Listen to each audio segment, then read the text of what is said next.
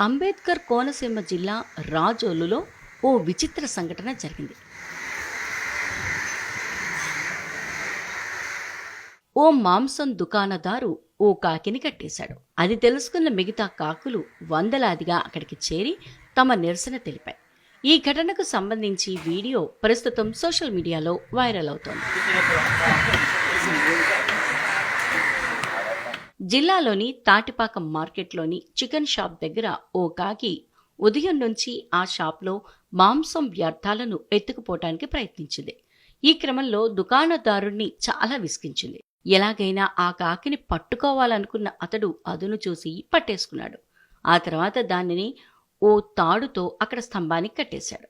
ఈ విషయం తెలుసుకున్న మిగతా వందలాది కాకులు చికెన్ షాపుపై దండెత్తి షాపు చుట్టూ తిరుగుతూ గోల చేస్తూ నిరసన తెలిపాయి.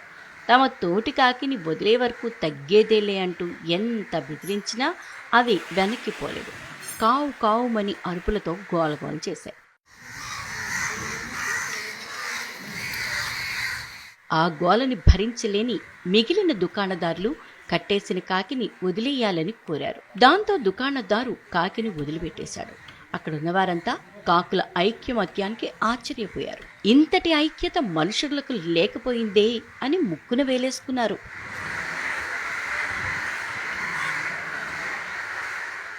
మనుషులకి చాలా చేరువుగా నివసించేటువంటి గొప్ప జీవ వైవిధ్యం కలిగి ఉన్నటువంటి జీవులు కాకులు. మన మనుషుల్లో లేనటువంటి జీవన విధానం అంటే మనుషులంతా చాలా అనేక విషయాల మీద విడిపోయి జీవిస్తారు. ఎవరైనా ఒక మనిషికి ఏదైనా ఇబ్బంది కలిగినా కానీ ఈ రోజుల్లో మనం పట్టించుకున్నటువంటి పరిస్థితి చూస్తున్నాం.